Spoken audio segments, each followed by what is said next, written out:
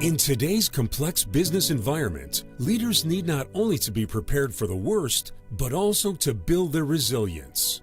At The Human Factor, Corporate Integrity Matters' Sonja Stirnimann invites top executives, board members, and industry experts to reflect and talk about the realities of corporate integrity, risk, and ethical leadership. As an international governance authority, independent director, and entrepreneur, she understands the challenges leaders face. Integrity and ethical leadership are not just principles. They build resilience, enhance reputation, and create strategic competitive advantage for organizations and for individuals.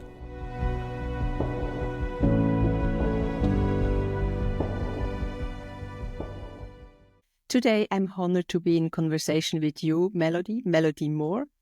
You are a psychologist, a coach, a consultant, and you are the founder of Liberare Consulting. It's very Italian, and I think you are going to tell me more about the name later. Yeah. So you are a former senior client partner at Korn Ferry, and you have spent more than 25 years working with global clients, supporting them with leadership development, executive coaching, and building inclusive cultures. That's also what I saw on your website lately.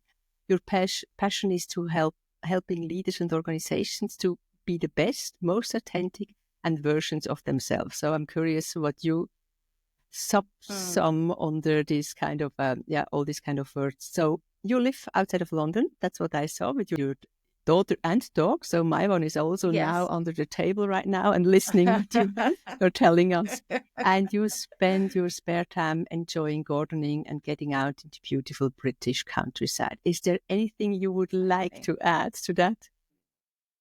No, I don't think so. Other than I guess we found each other through you discovering the Secret Resume podcast. I'm sure we're going to talk about that and why we're both interested in that phrase, the secret resume. But no, I'm really excited to be here. I'm really passionate about integrity. So I think I'm just really, really looking forward to the conversation. Oh, that's great. So, and also, as you know, maybe in my discussions with global leaders, I never settle for the obvious. And that's also the reason why you are here. So what is written in our resume tells only just a part of the story and maybe 5%, but not more.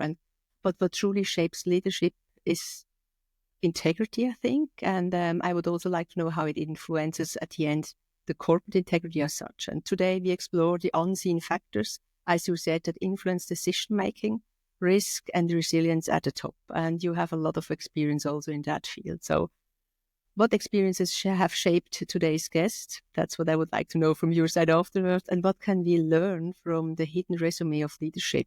So let's dive into your insights of corporate integrity. And I'm honored to have you here. So thank you. Let's get started. So when you hear integrity, what is the first thing coming into your mind now with your role you have right now as an entrepreneur, but also with more than 25 years of experience with leaders facing also different and difficult situations? Yeah, I was really thinking about when I hear the words corporate integrity, what do I even think that is? Because I'm sure everybody has a different perspective. And I was thinking, to me, it's a real range of things. And it ranges from the don't break the law, and, there's shades of that, in terms of extremes of law breaking and things that are maybe a bit more perhaps not breaking the law, but skirting close to it. Through to, and for me, this is where corporate integrity comes to be part of corporate social responsibility. To me, there's something about why does our organization exist and how does that fit into the world, and are we doing good? So can we approach our business with integrity? And therefore, what impact does that have on our clients and our communities? But also on our employees. And I think an awful lot of organizations don't actually treat their employees with integrity. Absolutely. Yeah. So that to me is it's a really broad range of things. And I think a lot of people probably think about the compliance legal aspect of integrity. But to me, actually, the more important is the other stuff. Because I think if you're doing that other stuff, you're not going to be breaking the law anyway, because, you're trying to, and it's almost like a moving away from perspective or a moving to perspective. And I'm really into the moving to. That's good. No, side absolutely. That's good to hear. That's also what I see. If people only try to be compliant, to follow the rules, that's for me, it's not integrity. Following the rules is not integrity, and it also comes, and that's also what we discussed before in our few minutes we had before we started here. So it's much more, and then the sum of personal integrity everybody brings to the table doesn't mean that it is corporate integrity, because the corporate integrity is really shaped also by the dynamics we see at the table, especially also when you are in boards, so executive boards, but also strategic boards. At the end, it's the constellation you have which shapes the dynamics and makes the corporate integrity as such. What do you learn or see when you work with your client when it comes to this difference between the personal integrity a person has or thinks they have? Maybe they would also live that in their personal life, but when they enter the organization or also come into a team, how it changes. Yeah. And what the biggest thing that I see is that fight, for want of a better word, the clash between profit, shareholders, and I think particularly in listed companies. I've worked in both privately owned and listed companies, and obviously I've worked with both. And it was a real shock, I think, to start working in a company that was listed on the stock exchange, and the role of shareholders and the focus that gives compared to a privately owned company. So to me, that is the biggest challenge people have, is that they may have personal values that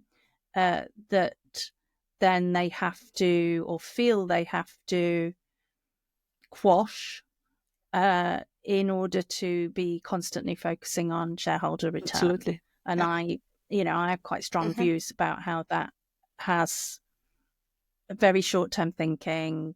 It's all about focusing really on one thing. And I think that's where you see that often that an organization might be saying one thing to their clients and to the world, but actually what's going on inside is something completely different. Because what you said, the goal is different, or what they have to deliver to their shareholders is not aligned with the values they have. It's not aligned with the personal integrity, often also not with the personal integrity of a CEO. And they will lose by behaving like that. They lose the stakeholder and also credibility. And that's what people feel, or we are all humans, and we can feel that. And no matter what they have on their websites, if they are not following it, it's not working. And what I see, C-levels are often also broken by that. And that's also one of the reasons why the turnover on C-levels is much higher than it was in the past. It becomes even faster now over the last few years. So they were not staying more than 3 to 4 years, sometimes even less. And that's really because they cannot deliver, sometimes because they don't want to, but often also because they just can't, because it's so contradictory to what they believe or what kind of personal integrity they have. Yeah, I would say it creates cognitive dissonance in people. So yeah, there's that sense of, I believe one thing, but and the gap is too large. So I think you can cope with a lower level of cognitive dissonance, but it gets to a point where it's too big, and people feel. And I'm very much into what our bodies tell us. That's what I do a lot of work with my clients, because most of us just operate in our heads, but our bodies are constantly giving us information. And I think often when people make those significant decisions to leave an organization, or any significant decision, it's their body that's telling them. There's that sense of discomfort, of unease, and they start listening to it. Or they maybe don't even realize that's what's happening, but it is what's But happening. I'm really glad that you bring up the topic, because what I see with my clients, with my one-to-one clients, often on C-levels, most often chief risk officers, I don't know why, but maybe also because of my background, they are not able anymore to listen to their bodies. They cannot, they do not get the signs, not because they don't want to, but they are not used to listen anymore. And it's so sad to see, and sometimes it takes months that they get access again, back to their bodies, back to their feelings, back to their gut feeling, because they have a good one. And everybody has an intuition. And we are all born with that, but we give it up. Often we also have to give it up and dissonate somehow from that, just to survive, also to survive with that high pressure from, for example, what we mentioned before, from shareholders' side, because otherwise they would not be able to cope with that. And seeing how they really come back and feel what's going on also in their body, and making the decisions based on what they really want, is so great to see. Yes. And I think so many people, we kind of admire rationality, and we believe, society tells us that being rational is the way forward, and that logical, rational decision making. I personally don't believe people make logical, rational decisions. No. I believe that we make often emotional decisions, and then we post hoc rationalize them with logic. But I think a lot of the reason people stop listening to their bodies is because it's uncomfortable. So it's comfortable to be in your head, but listening to your body is uncomfortable. So people kind of cut off here at the neck and ignore it, because they see it as a distraction rather than a source of information. Absolutely, but I'm not sure, or what I think or what I believe is, it's not consciously done. People are just following, or think they have to follow, and they just take on the pressure and try to cope with that. And it's just they adjust, and they would like to survive, but not to live in that environment, because they have some maybe expectations from whatever, and sometimes they really go far back to their childhood, what kind of expectations they think they have to fulfill, and they just go on with that. And they also take on these kind of expectations from the business world, from their work environment they are in. And I think also the higher they get in the organizations, the less, or the harder it is to step back, because you are already settled somehow. You think you have the responsibility against your family and friends and just the society to deliver. Yes. And when they are at the point that they really can see that something must change, it's going to be much easier also for them. Maybe they can even stay in that kind of position, but it's different awareness they are going to have. Yeah, and what I do see with people sometimes who stay in a role is that because they know they can't affect change from outside, so better to be in the tent than outside. But they still have to do a lot of emotional management, because that cognitive dissonance is still there. But I guess they are reframing it to say, I'm going to stay and try and affect change, knowing that that's very tough on them. Yeah. And maybe over time they're also able to change, but often they just start with hinder rule and then change. It depends a little bit about the setting, but that's also what I see. And I think it really goes back also that I think it's easier to cross the border from acting with integrity and acting without integrity when you have this kind of cognitive dissonance. Because if you are connected to yourself, you are not doing that. And that's also what I see, or also saw in the past with huge investigations and having these forensic interviews. They wouldn't have done that, most of them, if they would have access to themselves. Mm-hmm. Yes, because cognitive dissonance is uncomfortable, so you have to find a way to get away from it. And yes, you're right. So moving towards non-integrity is a way of getting rid of. It's a cognitive reframing, isn't it, of beliefs and values. And yeah, absolutely. And the rationalization for things you are doing is much easier to do when you have this kind of cognitive dissonance, because otherwise you won't get that. Because when we go back to the fraud triangle, for example, you need to have the motive, you need to have the pressure, and you need to have the rationalization. And the rationalization is always the last one you get to become, for example, a fraudster. And that, I think, it's not possible if you are really close to yourself and knowing what kind of integrity level you have. Yeah. I think what you said earlier was really interesting, though, around, going right back to people's childhood and, how, I'm really interested in what does success mean. And, and clients often have absorbed other people's views of success. And, an awful lot of the time I'm working with people who are redefining what success means to them, or even what their values are. And I think that's really interesting, as you said about, being in touch with themselves. I can think of a client I worked with where we did an exercise around values, and they had a huge light bulb moment around their values not being their values. And actually their values were completely different to the ones that they maybe would have said if we'd done the exercise 5 years previously.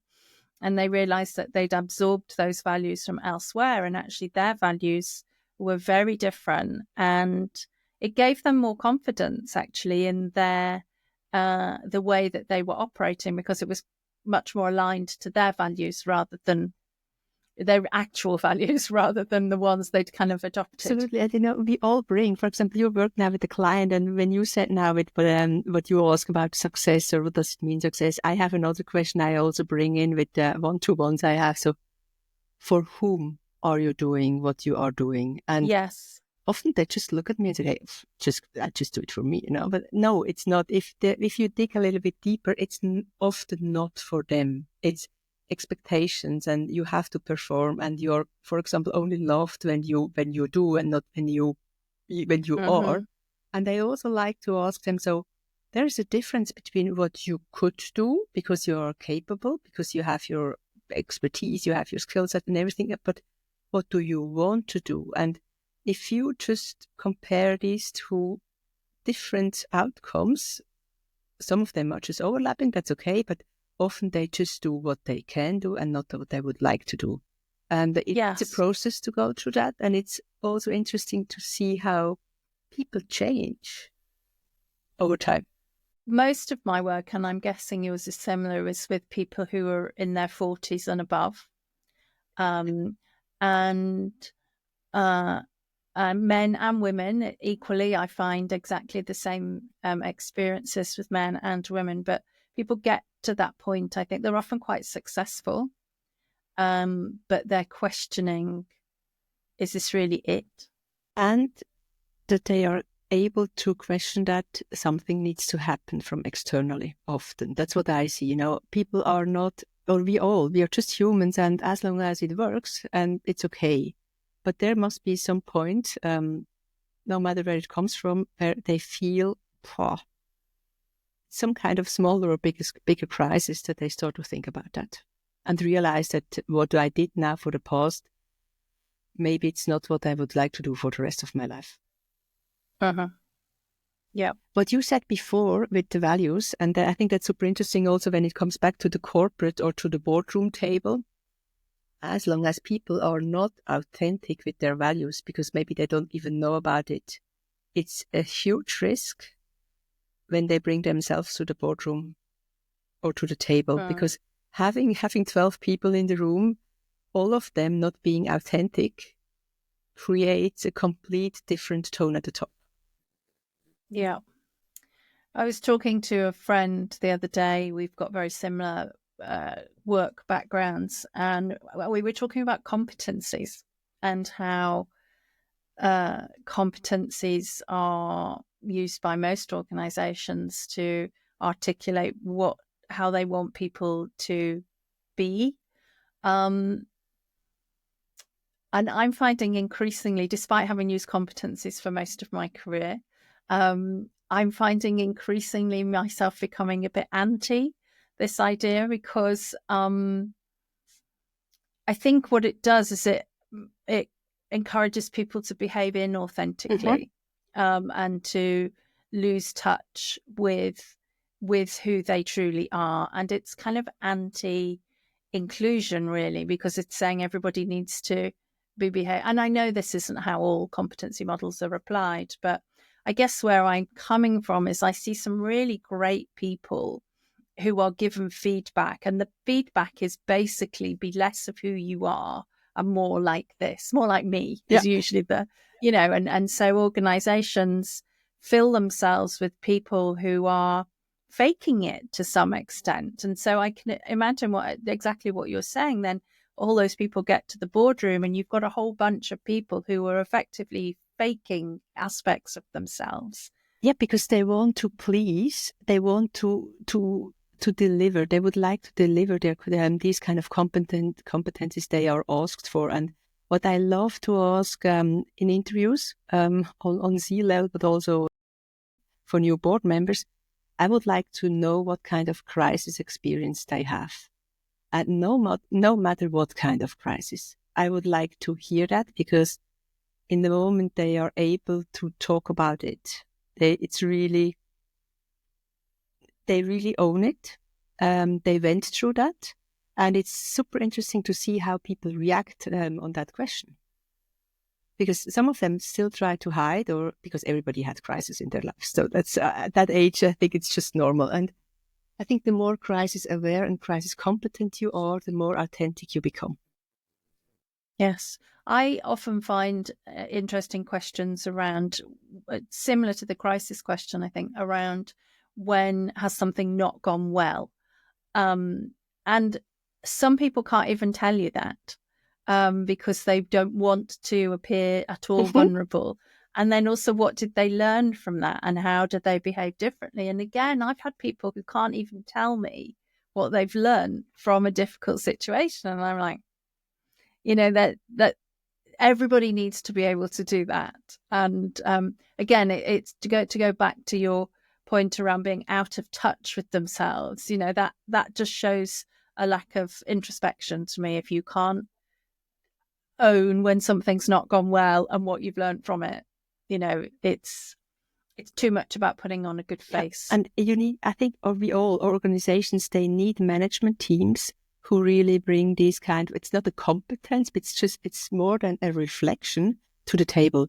I think the more reflected they are, the better they can also deal with the pressure they have from maybe also shareholders, and also know how they, it's just a different leadership model. And I come back again to the tone at the top. You can feel that in organizations. Already 30 years back, when I just entered the organization, by then as an auditor, I think you can also smell what's going on in a company. When you open the door, when you have your first contact with at the desk, so you exactly know what kind of culture they live, not what they have on their papers, but just how they live it. Yeah. Yes, and similar, having been a consultant for most of my career, I one thing I always joke with my friends is it helps you know which companies you never would want to work in full time. And I think there are not so many, when you work as a consultant or as an auditor, there are not so many companies left you would like to work with or work for as an internal one, but often as an external one, because you know exactly that's what I see. Maybe you have a different experience, but as an external perspective, it's different, and people are also more able to listen to what you are saying as if you would be internal. Yeah. Oh, goodness. Yes. I've had many a conversation with my clients about how frustrating it is for them that I'll go in and say exactly what they've been saying for years, and I get listened to because I'm an external consultant. So yeah, I know how frustrating that is for the internal team, but sometimes they use it, and because there's an ego element to that as well, isn't there? Of just, and sometimes they just have to accept that that's how it is. And therefore, how do they use the external consultants to get the messages across that they want it's to get part across? of the game, and we are just the tools for them to I think that's really how I Yes. see it. I see myself as a tool to support them to get heard. And if they know how to use the tool, then they can achieve that. You brought up the topic or the word vulnerability. I think it's still taboo in a lot of organizations because, as you said before, we have to bring, or they have to bring the experience, they have to bring the competencies, the skill set, and they have to sell themselves. And vulnerability is some of our colleagues, also Brené Brown and all of them, they talk about it, and I think it's super important. But I don't know how it is in UK, but in a lot of European companies, it's not yet there where I would like to see it. No, absolutely. No, not at all. And like you say, people like Brené Brown will talk about the importance of it. And to me, maybe the word vulnerability is hard for people, but there's something about being human and showing that you're not perfect that is very reassuring for people. And funnily enough, I had lunch with a friend yesterday, and we were talking about people who make other people nervous or make them, so there are certain people who I've met who make the people around them anxious because there's a sort of superhuman aspect to them. No one's, people get punished for making mistakes, or, it's not okay to appear to not know an answer, or, there's something about those individuals that actually makes the performance of the people around them worse, not better. And they don't realize that it's them causing that. And it's the anxiety that they're creating in people. And it's because they show no vulnerability at all.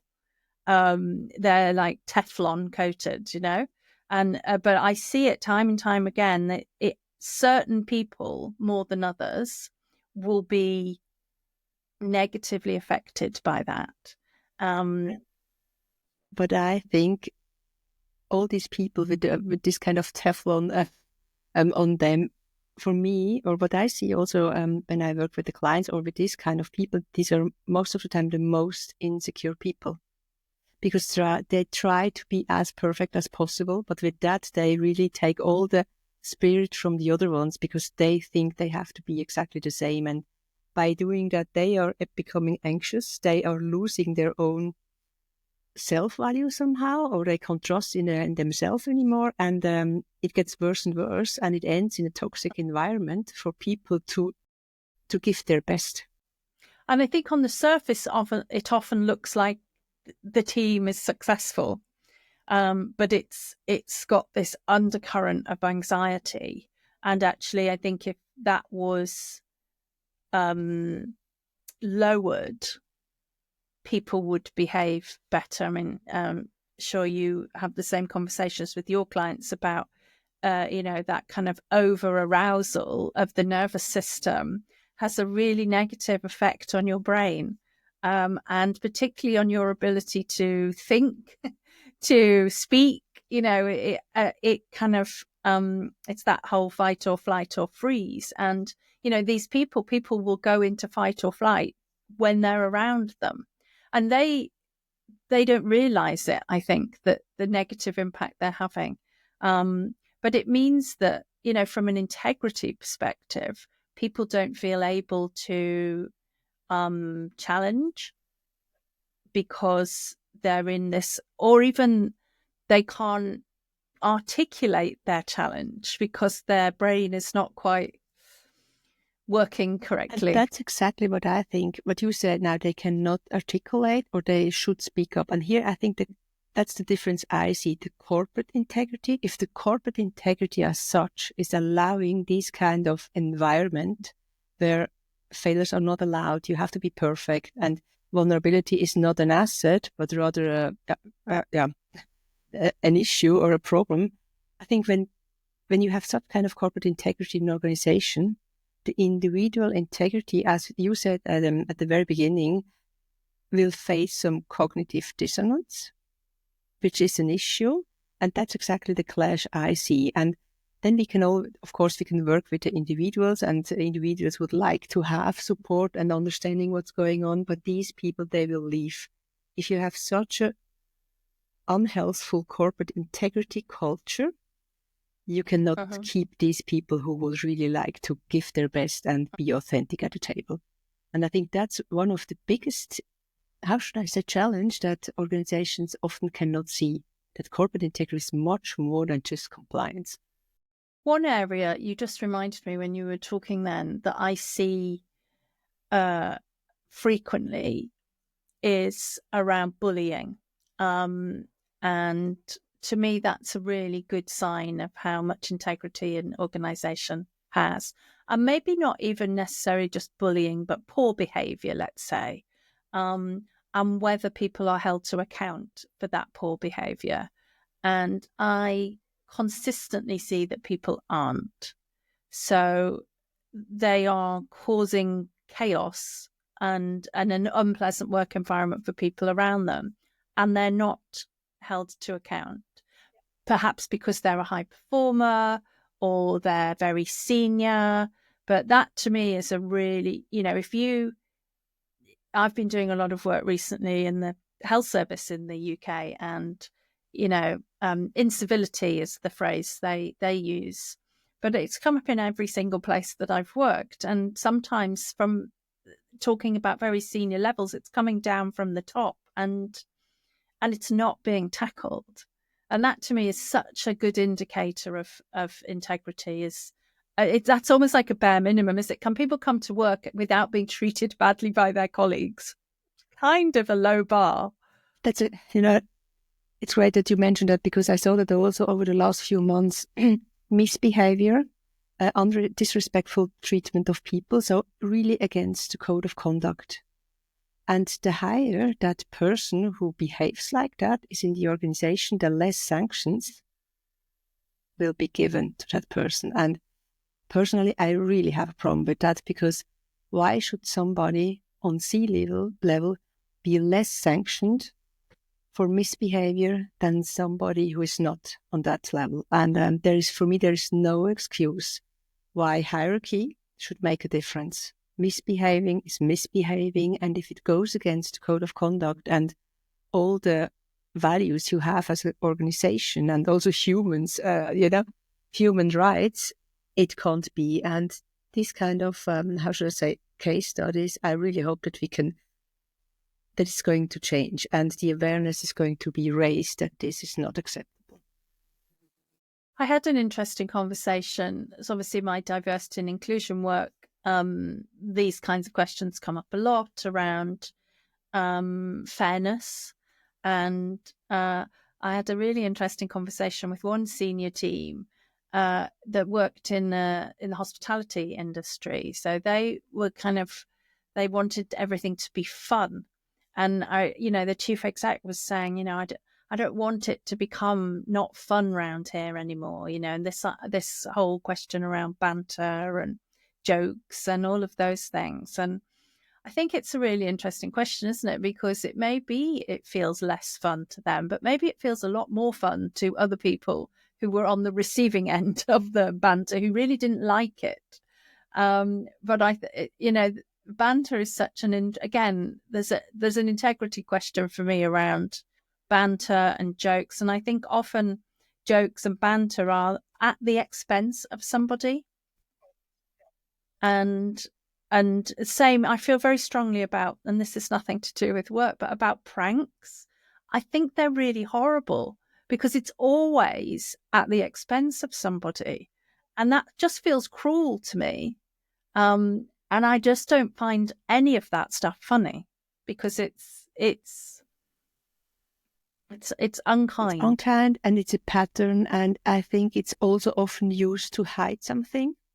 To put yourself above others and make others smaller, to feel better. And all this kind of behavior is, as you said, it's on the cost of others, and it's really not helping to have an environment you feel at ease and you feel safe. And Now, I think this would be for another episode. So to create a safe space that people can also can first of all be authentic, but also to speak up if it's not. And they only speak up if they experience that it's going to be heard and something will happen.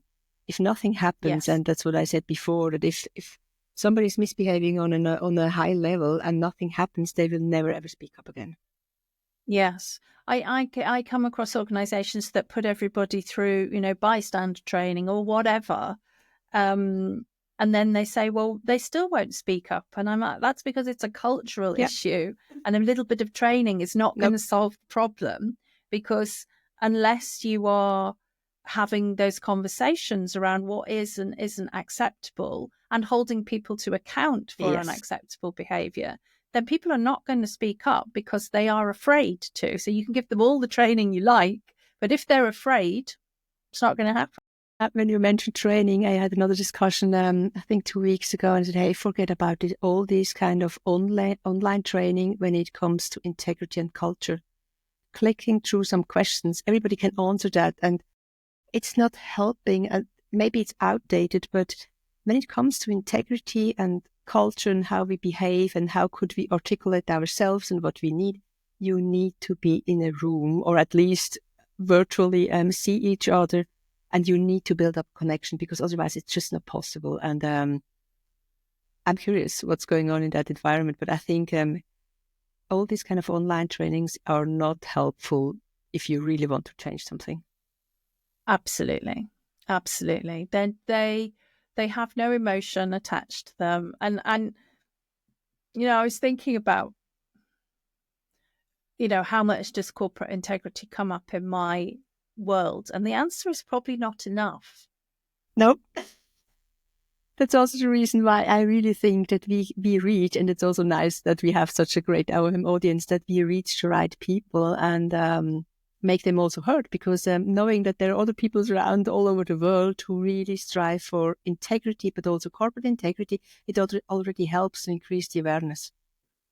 Yeah. So I think it's super interesting, and I think we need to have another episode, or at least have over the next few weeks. And I think there are so many topics we could still go on for hours. But as our audience, they are used to 30 minutes. We are already a little bit more, but I hope it's okay for everybody. So thank you very much for your invaluable insights. It's so interesting to talk to you and listen, and your experience and leadership perspectives. They are really enriching, I think, not only me, but also the audience. And I appreciate your contribution, and wish you continued success, whatever success means to you. So that's the question I'm going to ask you next time.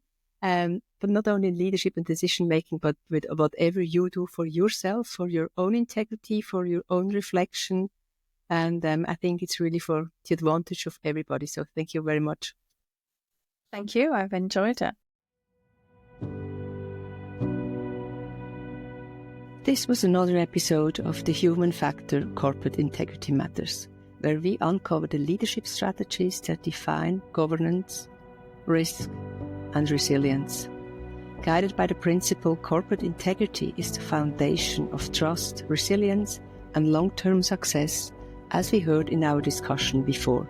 Thank you for listening. I'm Sonja Stirnimann, your host. Stay vigilant, act decisively, and lead with integrity. Take care, and until next time.